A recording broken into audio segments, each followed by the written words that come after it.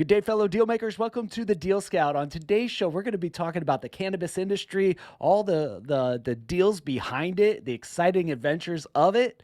And on that, we're going to have a conversation with Mr. Rick. Rick, welcome to the show. Hey, thank you so much for having me on such a prestigious show. It's really cool. Yeah, man. Absolutely excited to chat about these things. So when it comes to a deal maker, right, what kind of deal maker would you say you are? Oh, well, I like to say we put the people, ideas, and resources together to create value for the stakeholders. And so, I think of it as like the world machine, right? So if you find the right people that are passionate and you find the right idea and you find the ability to put together the resources, you can create something of value for the people that are involved in that deal, from the stakeholders to the employees to the consumers. And when you're able to create that, it's really magical. So, you know, maybe I'm a romantic deal maker. A romantic deal maker. I like this. All right. So, when it comes to the kind of deals, what kind of, talk to us about, what kind of deals are you involved in? What kind of structures you guys, kind of give us an overview of what do you do on a day-to-day basis? So something that I really think is lacking in a lot of young entrepreneurs and a lot of young deals is capital strategy that is in line with the company's goals. And what I mean by that is I've seen a lot of deals go sideways, not necessarily because the product was bad or even the leadership was bad, but because they hamstrung them by their own, the instruments they use to fund the company out of desperation or out of necessity or whatever it might be. So, I try to find deals that I feel like I add value to, because I don't believe just writing a check is ever enough. And, really being involved with the capital strategy, I found extraordinarily helpful for taking that kind of onus off of the CEOs or the subject matter experts that are running the company. So to be able to add that type of value to the overarching goals of the company is something that's important to me, mostly because A, it's necessary for being successful, and B, it allows me insight into the inner workings of the company, because I'm beholden to my either fund holders or investors. So I like to have insight into what that company is doing, at least quarterly, so that I can offer advice or additional capital strategy. And a lot of what I do is I'll come in and help them with corporate governance and really organize their board and organize all of the window dressing that's necessary to look and feel like a company that's ready to be funded, founded, bought, taken public, whatever it might be.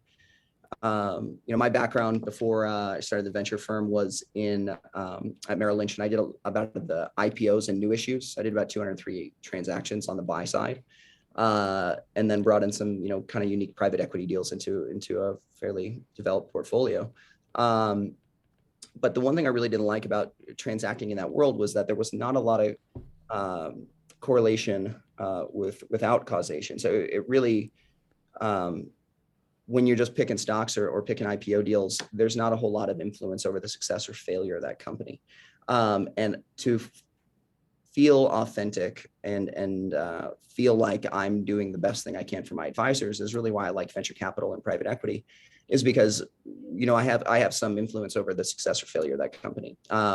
Meaning it's not just me writing a check, but it's also the additional support that goes from there. And I don't know, I've never founded a single company that didn't need more money at some point. So and that's where companies get in trouble often is they raise an additional round, or they raise a round and then we spent it faster than we thought. Of course you did, everyone does. And then your projections were too optimistic, and they need to raise more money. And that's when people get desperate, is when they're the boat's left the harbor, and they make bad deals, bad debt deals. They over or ridiculous safe notes, or they make a bad deal essentially because they're desperate. And I really always try to avoid that with companies that I take a position in, so that I'm aware of their cash flow and their cash needs, and that way when you decide to start a round, that takes 3 to 4 months before you're getting funding, and that's if you're good. So these companies will get desperate, and then we only got a month of capital left, and then all of a sudden they're taking 17% high interest debt that's got first in first out. It's just like preposterous things that end up screwing these companies over in the long term. So by being involved at the at the board level or advisory level or whatever it might be, I can help companies navigate that, because it's definitely something that, especially the CEOs that I like, generally they didn't come from finance. They came from a specific industry that really, their subject matter expertise in that industry really precludes them from also being finance expert. So, look for people that bring in the smart people. Copy. So you got your start in finance at Merrill Lynch on the buy side of things, right? So 203 transactions under the belt, right? That's a great trainer from Merrill Lynch has been doing it for a long time. I have read a lot of prospectuses. The good, bad, the ugly, right? That's What right. year, what time frame was this? 2012 to 2015. Okay, cool. Wow, that's a lot of volume in that time frame. Holy moly! There's some days I do 2 a day. See, I was on the syndicate, so I basically managed a fairly large portfolio, and then I had 100% of the new issue allocation into Colorado. So I had a really senior partner, and so we would do these like first come first serves or IPOs, and it was me talking to the 8 to 14 guys that were my clients that had capital with me about them buying the IPO at the open or buying the new issue at the open, and that happened at between 5:30 a.m. and 7:30 a.m. And so I was a lot of sleeping under my desk there as a as a young guy. Yeah, Um, yeah. but it really teaches you about what the biggest investment banks in the world are doing to prepare prospectuses and the type of information that's expected to raise millions and millions of dollars in 4 seconds. So it starts to teach you what a sophisticated company and the level of expectation of diligence that is there for them to be founded or funded at that level. And so it was really my ambition when I left Merrill was to create a venture fund that looked and felt and tasted like the type of deals that I was doing at Merrill Lynch, where I was bringing like Eaton Vance equity swap funds, or Abraj Group had some really cool international private equity deals where they were consolidating dairy farms in second world countries, and then removing redundancies and installing their own management, and they were just crushing and making 28% year over year. And that was the kind of deals that I started to look at, that I was like, well, do I really want to buy shares in a blue chip company that I have no say over, that I read the quarterly report like everyone else, and I'm throwing darts at a board, or do I want to get my hands dirty? And the choice was very simple for me. Yeah. So you mentioned like investing in the stock market, right? You could throw money at NASDAQ or something like that, or an index, but you view venture capital as the safest bet for you, because you could invest and you could have some control of the outcome. Well, I think safest is the only word in there that I'm going to take exception to, but it's certainly more fun. Yeah. You feel more involved, certainly. But like when you're investing into the public market, there are some real big strategic advantages, right? Which is theoretically it's a level playing field, but also you don't have any CapEx expenditure into your diligence process, really, because all that diligence has been qualified by the SEC and the market that they're trading on. So there's a lot less sifting through nonsense if I know their financials are audited. So you get a lot of diligence for free, right? So it makes your ability to allocate large sums of capital maybe more economical than having to go and write, I got to go write 50 $250,000 to $1 million checks into 50 different companies that I then have to manage. So it's just a more specific, and it really depends on what you enjoy doing. My grandfather, who retired as an Oracle senior executive, he loves to trade the stock market, but he does it. He comes into my office here still to this day, 83 years old, and trades his own account. But it's what he enjoys doing, right? He came from tech, he trades tech, and he knows tech. He does very well. But it's just not something I enjoyed. I enjoy dealing with people. And, and again, this may sound romantic, but, there's nothing more gratifying than, an entrepreneur and you're able to make it happen for him and then watch it work is like, there's nothing more gratifying. Yeah, it's absolutely amazing. So let's do this. You, me, and Grandpa, your grandfather, we're going out for a cup of coffee. You guys are in Colorado, right?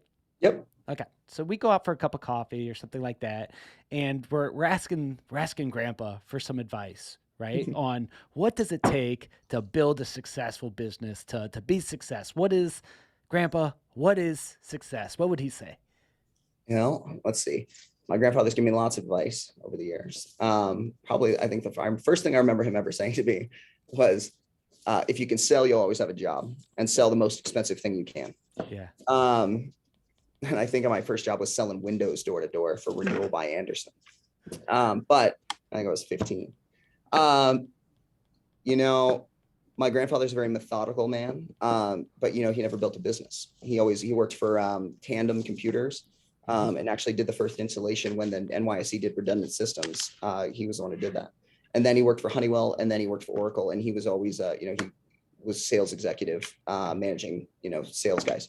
So he had, I think, the peak of his career, he was managing like 400 salespeople across, the Americas, and he had a very structured approach to growth and how to qualify salespeople. And he's got this great story he was telling me when I was a kid, I was in my late teens, I think, and he's telling me about how he would handle the sales guys.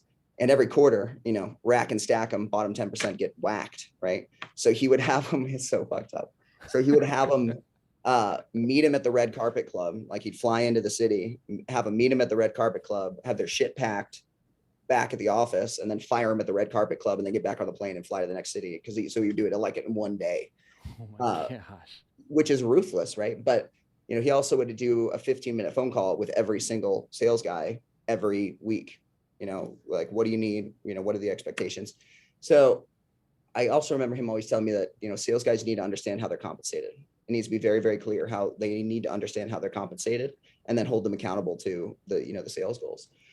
So if I were to take that kind of advice into, nothing happens till somebody sells something, having a very rigid and very specific structured approach to your sales that is repeatable and scalable is really key to any business. You can't have just one rock star that just does it his own way and knows how to do it and can figure it out, because you can't reproduce those results. So you're much better off having, a very structured approach to your sales that is, you can teach to the most nascent employee that you have. And I think that I have definitely heeded that advice in my involvement in some of the companies that we own. Yeah, no, that's super cool. He sounds like an incredibly intense guy, like in how he approaches being able to manage 400 wild sales guys is a task in itself. Well, this was, during from 1960 to 2010 is basically his career. And, he lived through the good old coms. Well, I think he was working for Oracle at that point. So I think that was less impactful for him during the .com era, but it was more the 70s, 80s, when,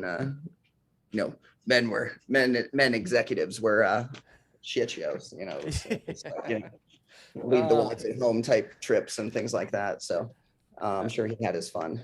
If he's anything to me. Do you mind if I ask you more family questions? I know this is a show about deals, but like what I find is behind every deal maker, there's a deal story of what made the deal, maker, evolve. Right. And we can learn a lot from pedigree. We can learn a lot from the things that are passed around from generation to generation. Because you've sat around. I mean, that is some of those largest companies. You're getting the wisdom overflow. Oh, 100%. 100%. And so I sincerely believe the fastest way to learn something from anybody or anything is to talk to somebody who is an expert and passionate about what they're talking to you about. And so I have a few mentors. I got some very smart people around me, and it really, that was fostered. My father and I are very close. We still work together. And I've been working for him since I was 4, in the fucking basement reading P&Ls, out loud to him so he could, so my father's a lifetime entrepreneur. He started a comedy club chain that he then consolidated into radio stations to public. They own radio stations all over the world. And then he began making infomercials, which is a really interesting thing, because the way that he would do it is in the early 90s, like kind of through the 90s, it was just this kind of new form of media, this online TV, or not online TV, this, what are they called? Buy on TV. What's that called? Anyway, making short form, long form infomercial. He made me like 140 of these. And every thing was like a new deal, right? Because what he would do is he'd find inventors, right? And then he would figure out how to market the product, right? Make the infomercial, take equity, right? And then put the product on TV, right? And I know he really enjoyed that, right? Because it's not dissimilar. It's just a different way of basically doing sales for these entrepreneurs. And so he had some, I just remember growing up, there's some so silly ones. There was this one called Stardust. Was great. And this God, he was like an astrophysicist or some sort of space scientist, found a meteoroid, a big one, big meteoroid. And the idea was they would shave off like 0.3 grams of it, and they'd put it in a little medical vial, right, with some like oil, like mineral oil and like some food coloring. And then they were selling them for like $40 on seen on TV or whatever it is. Yeah. And they just crushed. They just absolutely crushed. But it was such a silly, it was such a silly thing. But he did some good ones. So like Face Fit, he did Pooper Scooper. And I like, this is what I grew up with, right? The Chillo, I think, was a good one. It was like this, it was this little kind of foam and just plastic, think of it like a gigantic sponge covered in like, thicker than Ziploc, but like thick Ziploc, called the Chillo, that you put between your pillow and your pillowcase, so keep your face cool. I know there's still some of those in his house somewhere.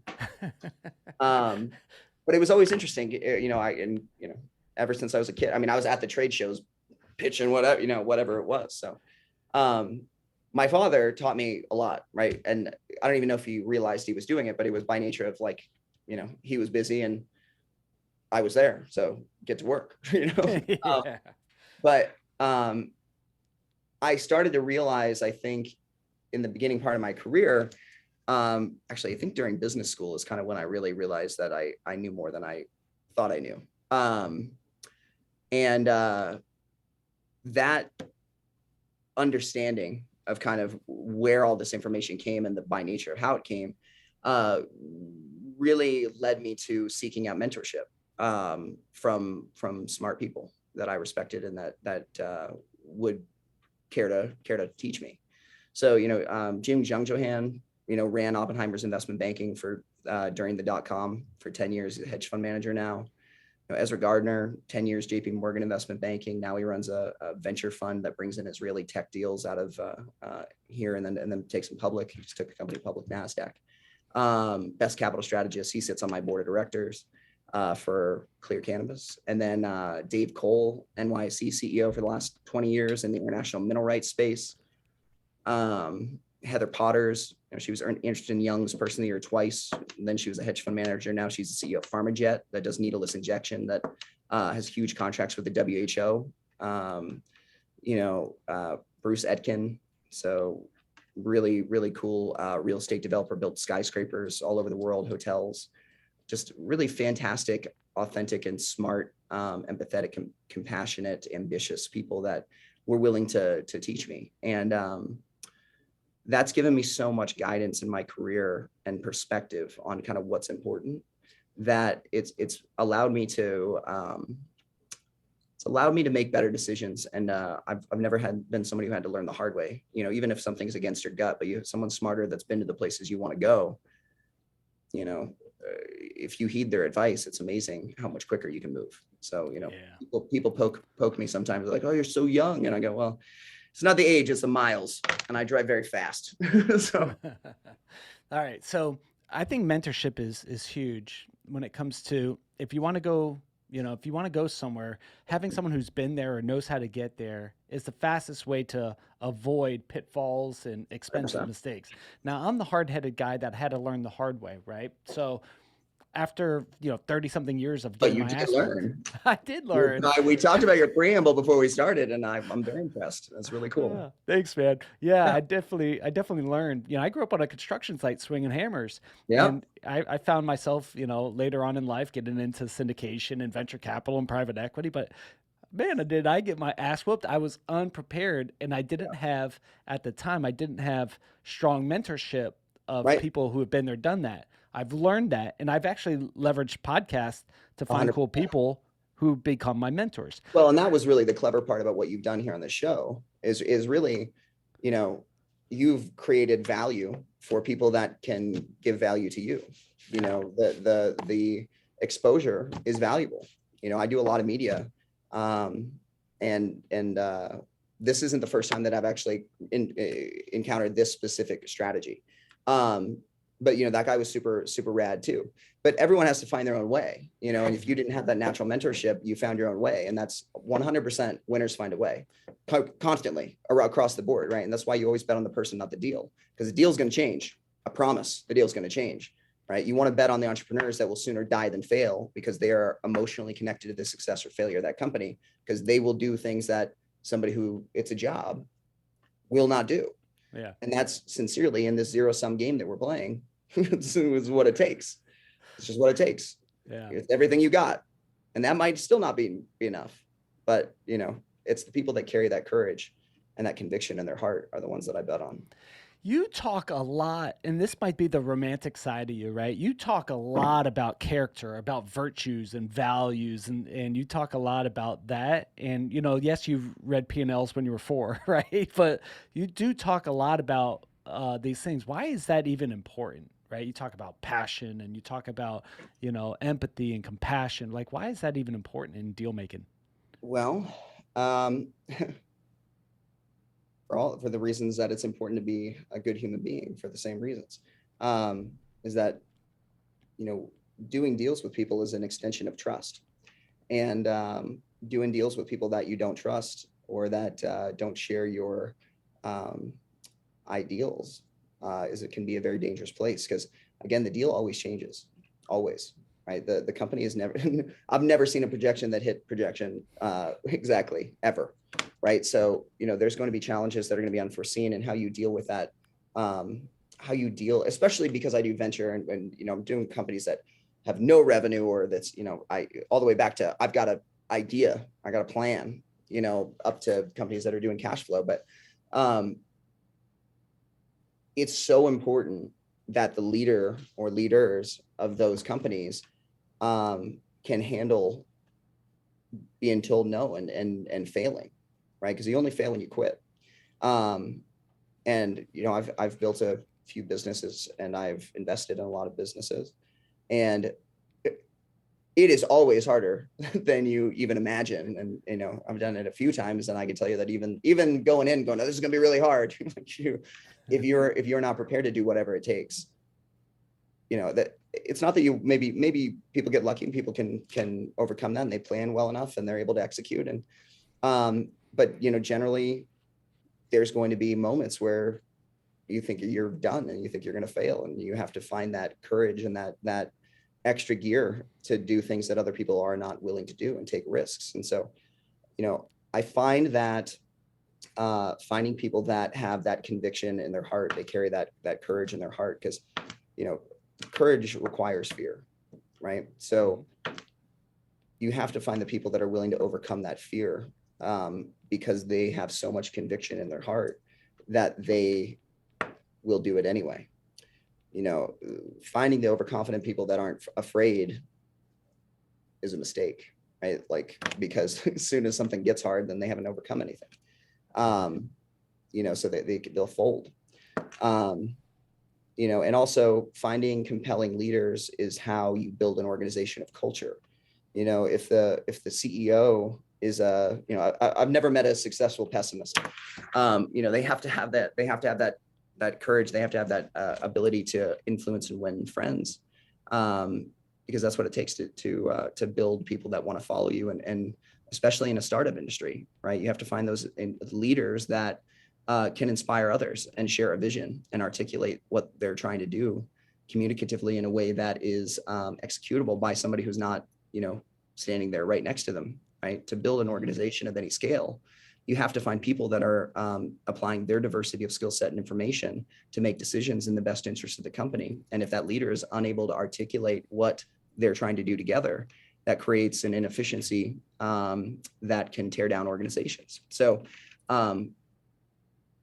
it's easy for me to make investment decisions when I feel like I've had open, vulnerable communication with the leadership group, because you know, vulnerability builds trust, trust builds relationships, and relationships build empires.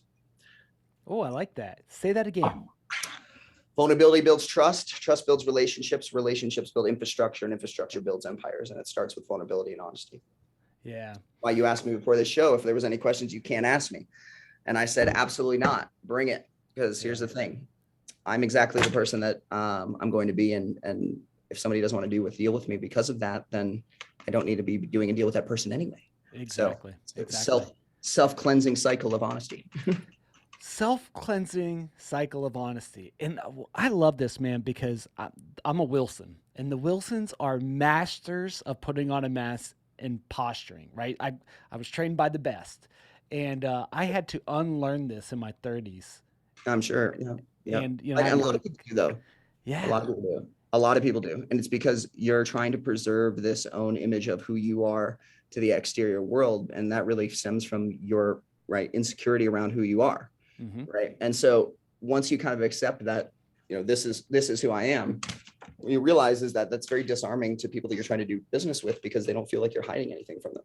Yeah. Right. So your honesty begats honesty. And that's kind of how I live my life, and how I try to do business deals is, where I'm as honest and open and open book as I possibly can stand. But, I'm not perfect, obviously, but, I try to live my life with that ethos, and especially in business, just because the quicker you can get to know, right, the easier life becomes, right? You're wasting time, money, resources, and energy chasing something that's not going to work inevitably. And if you're holding information back on the onset because you're afraid of how that information is going to be interpreted, you're probably looking at the wrong deal. Yeah. Yeah. I love this, man. Awesome. Awesome work, man. What is this something that you've always subscribed to, right? Successful grandfather, successful father, right? They were big shoes to fill in, Rick number 3 coming down the pike. Like, did you ever find a time in your life where you were, like challenged with that question, that who am I question? I just wanted to be a hockey player. This is a backup plan. No, I started playing hockey when I was 3, and that pretty much consumed my life. And then after high school, I played junior hockey in Canada for 3.5 years, and then played college hockey. I went to basket weaving business school in Massachusetts, and then I went to either go play pro in Europe or go work for Merrill Lynch, and I sold my soul and went and worked for Merrill Lynch. But I actually founded and started the professional hockey team in Breckenridge in 2015. That was kind of my passion project, was my expensive hobby. But, watching the town, like after 8 years, kind of embrace that team was really meaningful to me. So my performance from a academic or business was always expected. It was not hoped for. It was, and not that it was overbearing in any way, or maybe that's just because I always performed. I don't know. I was afraid of failing. But I'm not sure it's pressure. I would call it healthy competition, So, my father and I own the venture firm together. And then my grandfather does his own thing, trades his own account, does his own thing. But I I hate to say this, it was I basically treat him like an intern, right? Like I bring him all the deals. I go, and he doesn't look on the computer. I print him out for him, and he marks up the deck. And here's the thing: he's just seen, he ran M&A for Oracle for a while, so he's seen every kind of deal, every kind of trope and trick, and So his ability to see through the bullshit is pretty spectacular. But it's so funny. Actually, one time I was putting together some projected financials for one asset. We were doing a cap raise for this company, and it was a really complicated P&L project, pro forma. And so it was like, he printed him out on the conference. I've got a picture of it. It's great. He printed him out and taped 12 pieces of paper together, right? So we could look at the P&L together. And I'm very grateful for the help, because he has nothing in it for him. There's no juice in it for him. He just, we're just a family of entrepreneurs, I suppose, that are, it's the game that's fun, right? He loves the game. Well, can you put the people, ideas, and resources together to create value? And that's the game. And when it works, it's magical. There's I will never forget, probably a couple of years ago, when I started that hockey team in Breckenridge, there was 34 people in the stands. It was like a disaster. And it took years before the town stopped like actively trying to get rid of me. Now, the mayor drops the puck, and it's a whole thing. We just did a game with the Avalanche alumni this season. And so, I'll never forget standing on the blue line, like listening to the anthem and like looking down, and, the stands were full, and, there's kids getting autographs, and there's something really magical about working so hard to create something that adds value to, in that case, it was the community. But my involvement in deals that, come together are, there's nothing more gratifying to me than, talking to a CEO that, can't take a smile off their face because it worked, is like those. And sincerely, I think that's the whole jam, right? Is like, can you add positive force to the universe? If your products are your employees, are your stakeholders, are you adding value?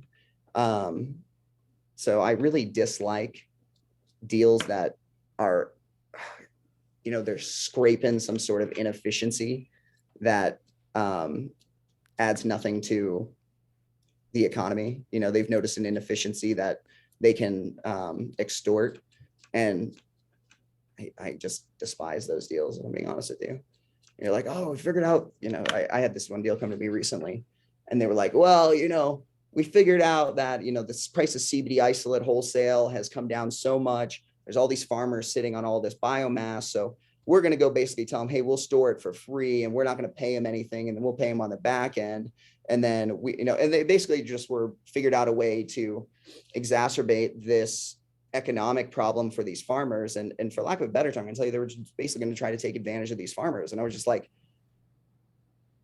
pissed off, basically. I was just like, I left the meet. I should have known they wanted to have it at like a cigar bar. And I'm like, okay, this is not a good sign.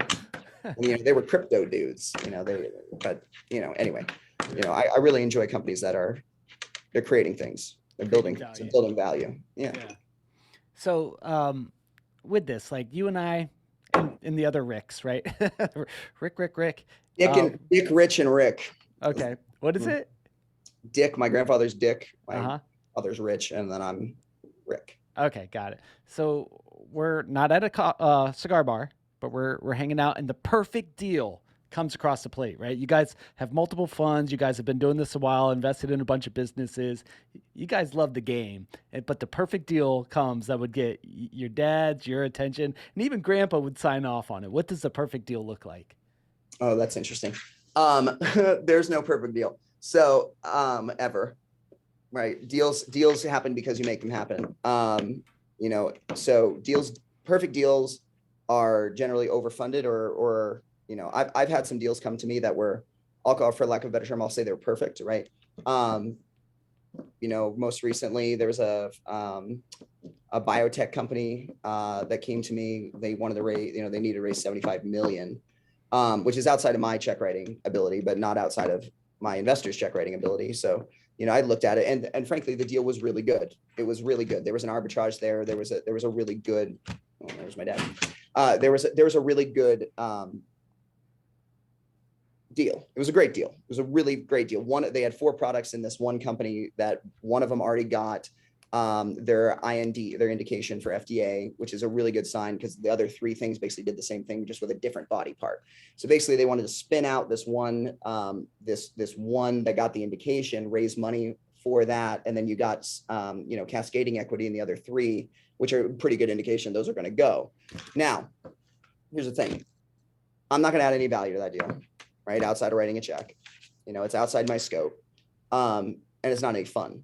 So when you say the perfect deal, I wouldn't say that those are the deals I'm looking for. The deals I'm looking for are the ones where there's something somebody has missed that traditional funding has missed because they missed something that they weren't looking for. There's a company called Bet Booth, and this is a great example because this company's about to be on basically every state in the US in the legal gambling space.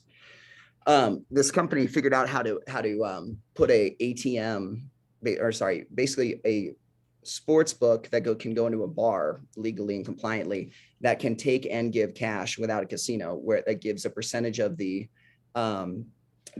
losses to the bar owner itself, right? Totally crazy deal. Like And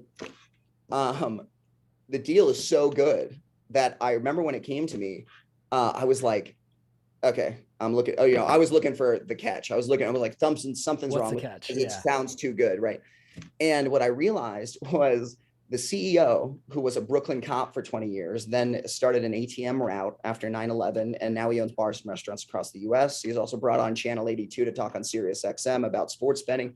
Very good indication of CEO that has tribal knowledge in specifically the areas that they're going to be managing, which is something I love. I look for that. Right. But the problem was he sounds like a Brooklyn cop. So when he described this fucking deal, it sounds like bluster, right? People are right, right. And so as I dug in, and my process is, when I find a deal that I think I might be interested in, I'll bring in kind of my top 5 to 10 guys who have product expertise in that market. And I'll go, what do you think? But if those guys won't write a check who know the most, then I don't have to deal with it, right? But I actually brought it to Dick, my grandfather, first, and he goes, oh, you know what? You need to call, and Dick does not write checks. He's my intern, right? So he looks and he goes, well, you got to call your cousin Kenny, because Kenny owns 2,000 ATMs in Pennsylvania. And I was like, okay. So I call Kenny and I start going through this with him, and he's like, not only did he write check, but he's like, okay, I want to be the Pennsylvania guy, blah, blah, blah. I was like, okay. So I guess better start paying attention to this. So, I talked to the CEO, Mike Orlando, awesome guy. And honestly, first time CEO, but amazing, like how quickly he's picking it up. And I have him mentored with other CEOs and in my other portfolios who are like teaching, like, here's how we do a board meeting. Here's what, but it was super cool because the only missing piece they had was the ability to articulate the deal and prep their diligence and prep their data room and perform and do the corporate governance. And as soon as we did that, it was overnight, like bang, all the funding, everything we need, right? Got all kinds of great people on the board of directors. And that was a really cool deal. Like, it was a really cool deal because I was able to add value in a specific area that I'm an expert at, and that the deal was passed over because people were looking, they were looking at the wrong thing. And so that created a capital inefficiency and an asymmetrical risk to return profile that I'm able to exacerbate simply because not only can I get, I'm board of directors and advisory and I can add value, but I also have insight into what the company's doing, and I can help them with capital strategy and for future raises and negotiating with venture capital guys and all the things they're going to need to grow that have almost nothing to do with the business. Yeah. Right. And so I wouldn't say it's a perfect deal, but it's a good example of the deals that I like to look for. Is when you evaluate a deal in a different way, you start with the people, instead of starting with the P&L, you'll catch things other people are missing. Yeah. So what I love about the story is when you're sharing the idea and you're like, hey man, you've got more experience. Kenny from Pennsylvania, you got more experience with this than we do. What's your advice? Right. So that's a humble approach. So that's in itself is awesome, right? Like, what's your thoughts? And when he goes, this is awesome, I want it in, here's my money, bing, bing, bing. Then like, holy shit, I should be paying attention to this, right? You got it. Well, and the other key to this is that I don't pitch people, right? I educate people, right? Because here's the thing is that I have enough investors, and I've got a really great group of investors that work with me and that are in my fund or they're in deals with me. And I've developed a reputation to know what the hell I'm doing, right? From a more traditional finance perspective on, understanding the financial instruments available to us, the capital strategy, how that's going to impact the cap table and everything, right? Taking companies public, that the whole full spectrum by nature of the experience I have allows me to have some credibility when it comes to the more technical analysis. But beyond that, it's like a groundswell, right? So investors know each other, right? And so it's more like, okay, well, if this guy's in, then we know that the manufacturing is okay. And if this guy's in, we know the finance is okay. And if this guy's in, then we know that, the product specialization or industry expertise that we know is okay. Right. And then I bring everyone together, right? Like kind of core group of investors and go, okay, guys, let's red team this and go, okay, well, what's wrong with it? And is it a problem we can fix, or is this an unfixable problem? And then once we have your kind of core group of investors, and then what I'll do is I'll go out to my more, check writers and the guys that are like, less passionate. They're more just, when we've got a deal and They do the diligence, and I prep the diligence in a way that is consumable because I know what questions they're going to ask. So, the key to it is really going to people that know more than you, because when you can have a vulnerable and honest conversation with someone, and they can apply their diversity of skill set and information, and I can apply my diversity of skill set and information, and we can use Socratic method to solve problems together. It's no longer about who's right? It's about us solving a problem together. So if I trust that you're going to bring anything in your diversity of skill set and information to the table, right? And I trust that you're going to do that while we're solving this problem. And you trust that I'm going to do that. I don't have to know everything you're going to know. I just have to trust you. Right. And so, for example, you grew up doing construction. So I don't know fuck all about construction outside of poorly laying hardwood floor while I was playing hockey in Vancouver.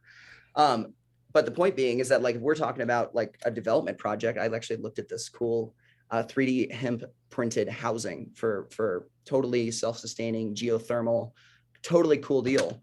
But I knew nothing about construction at all. Right. So, I mean, if you and I were trying to solve that problem together, you're going to have insight into some of the pitfalls that would come with that deal that I'm not going to be aware of. Right. So that's why it's so key to at least understand, where the product or the specific company expertise that pertain to it. And that's also how I build board of directors. Right. Same idea. Is you have representation of different skill sets, and then set expectations of communication and participation. So I think that this is, man, we're Rick, we're probably going to want to do, a future episode, because I've got other questions to ask about the venture model, why you chose venture versus hedge or private equity. But I think that, I'd be happy to. yeah, the question that really stirred in my heart when you were chatting about this and how to build a board, I think is so vital for entrepreneurs as they're building and growing, to build a board that's smart, that's different, expertise, that has these things. So, Kind of walk us through. Let's just say I'm a retired firefighter here, and I'm building a tech company or something like that. And I don't know a damn thing sure. about tech companies or whatever. Sure. And you're going to build a board around me. Like, what are some things to look for, and then what are some red flags where you're like, get rid of that person, go. So generally, red flags are investors with no product expertise that write a big check and they want oversight. Is usually a pretty big red flag. Especially your core investors, your first investors, you really want to be very careful about who those people are, and resist the urge to take on bad capital from people that are uninvolved, unsophisticated, or they if all they're doing is looking at the P&L and they're not looking you in the eye, that's a red flag. But so if I was going to build a tech company around you who does construction, this is not dissimilar to one of the first deals I did, where an old hockey player buddy of mine who was real estate, came from old real estate New York money, Frankie Basilico, was building. He got his hands on a provisional patent for the business process development of 3D printing and securing 3D printing information. Now, at the time, Frankie had absolutely zero business having this patent of any kind. We went to business school, played hockey together. So this is a really technical, really technical provisional patent. So the first thing I did was I actually brought it to one of my good friends. I was best man at his wedding, and he actually built the systems. The DoD, the FBI, and the CIA talked to each other on black sites when he was in his 20s. Then he worked for Lockheed. Then he started his own company. Now, he super fucking smart tech guy and dealt with security of information. So, he was the first one that I brought to, and he's still on the board today. That company's actually doing some cool stuff right now. It's called Intego 3D. But the point was, the first hole is, you're in tech, find a tech person, right? Simple, right? Then ideally you want to find a capital strategist, right? Because if you don't have any expertise in raising money, right? So nothing happens until you raise some money. All right. So, and that came in the form of me in this case. And then the key would be, you want to find, depending on the industry, what kind of tech, right? You want to find somebody that's in that industry that has a specific tribal knowledge on the ins and outs and the kind of nuances of that specific industry, so that you can understand your competitive advantage, which you cannot do without a macroeconomic analysis of the industry at whole, which means that you're going to need somebody in this case, the 3D print space, and gaming space. So that came in the form of a guy named Tim, and I don't know Tim well enough to give you his, I'm not going to give you his last name, but give me his cell phone. No, Frankie, don't do that. Frankie's fine. But Tim's really smart guy, who built, worked in the Las Vegas gaming machines and space, and then worked in the video game space, and like all the screens you see at Applebee's, that was him too. So really specific knowledge. So the key being is like, right, people, ideas, and resources, right? So the idea is we've got this provisional patent, right? The idea, or sorry, the people are industry experts, and you kind of want to build it like your platform, right? Build it like a pyramid, however you want, whatever you'd like to describe it as. But you start with the core components of where you lack. But before I even started doing that, you have to evaluate the CEO, right? And that's the key. Is this CEO coachable? Are they so full of piss and vinegar that they're not going to listen? And if that's the case, then it doesn't matter how good a board you build around them. It's not going to matter. So you want to look for, and I just test this by basically, as soon as they give their pitch, and I knew, I'm like, okay, well, this is going to need a change.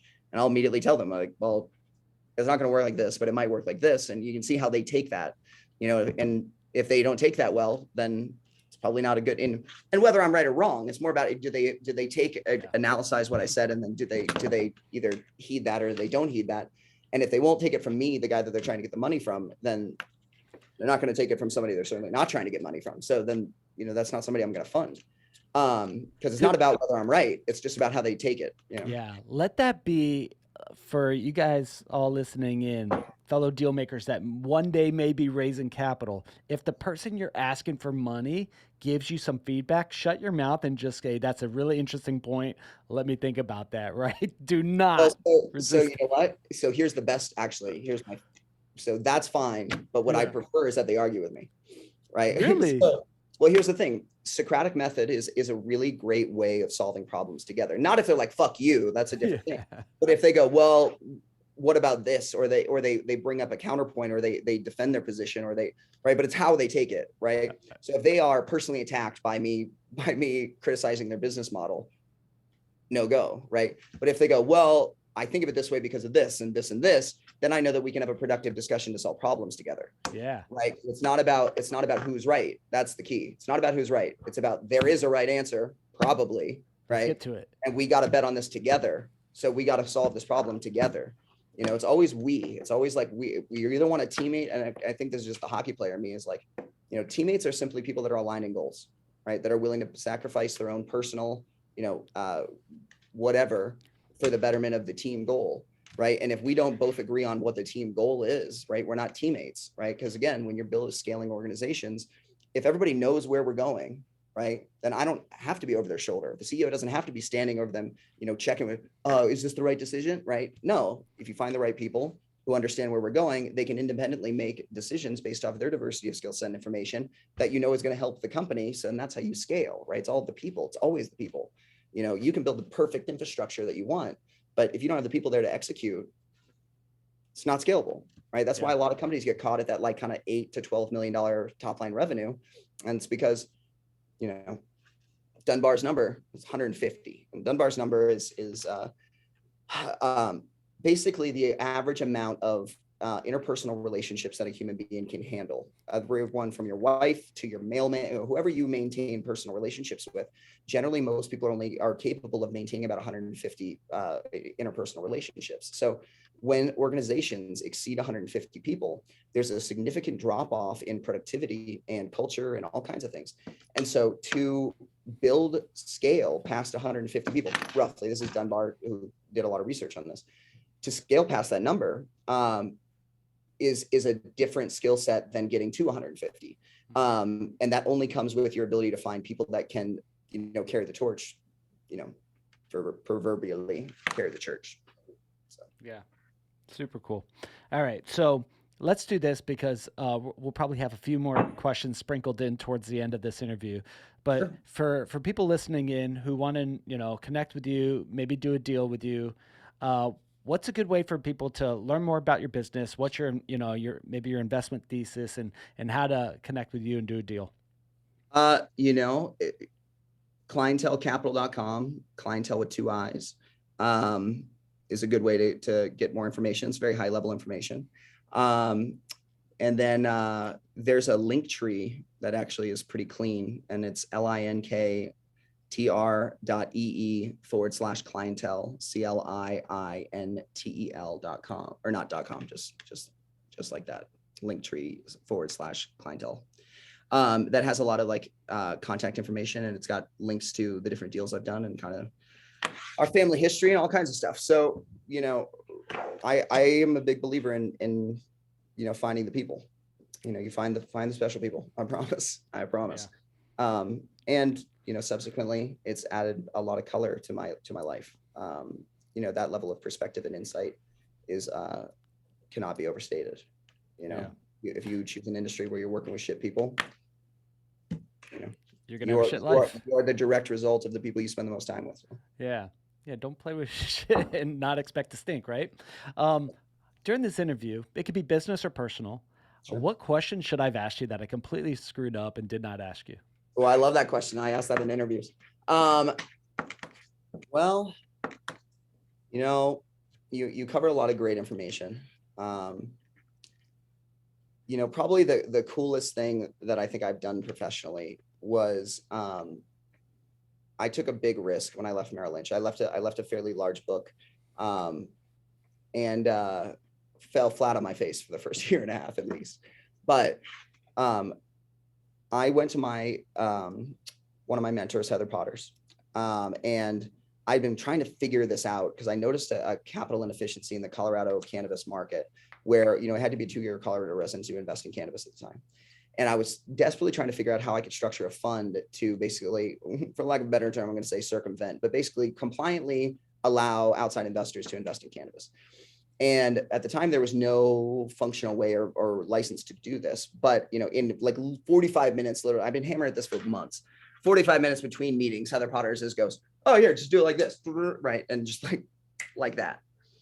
And that fund became the first qualified institutional fund in the US to hold a cannabis license inside of it. And it was because I was basically 3 years ahead of I just guessed that the Marijuana Enforcement Division would allow me to do it this way. And because it was such a novel concept in the way that I structured it, it allowed me an extraordinarily flexible funding instrument that I could allocate across the supply chain of cannabis. So grow, extraction, dispensary, packaging, hardware, compliance, trading, leasing, fucking everything. And that is really what set the stage for the diligence baseline that allowed me to analyze the cannabis industry in such an you know, hands-on way. You know, I've done every job in the cannabis industry, both physically and metaphorically, through you know, managing those companies. And that allowed me insight that is extraordinarily valuable when allocating capital into cannabis and understanding the macroeconomics of the space.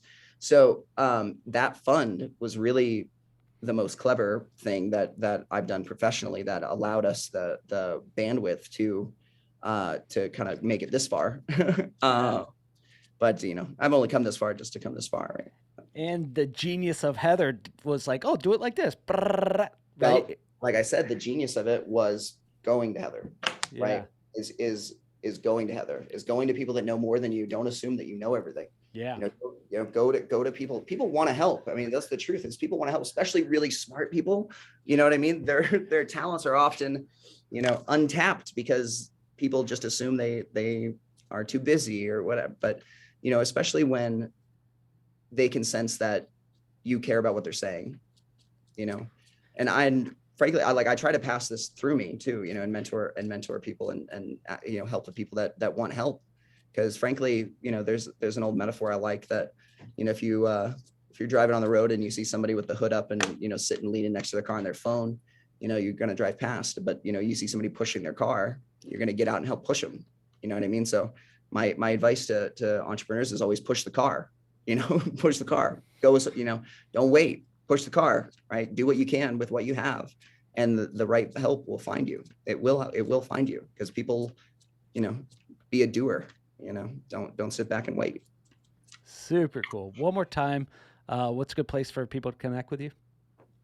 Clientelecapital.com. CLIINTEL capital.com. It's probably the fastest way. But, you know, and go through your show. You gotta, you know, we got to keep the money through your deal scout, dude. You know, no reason to circumvent you. Let's do some deals. All right. So, fellow deal makers, as always, reach out to our guests and say thanks for being on the show.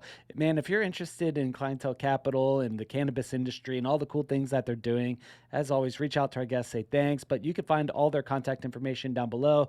If you'd like to come on the show, maybe talk about the deals that you're working on or looking for a specific deal, head on over to thedealscout.com, fill out a quick form, maybe get you on the show next. Till then, talk to you all on the next episode. See you guys.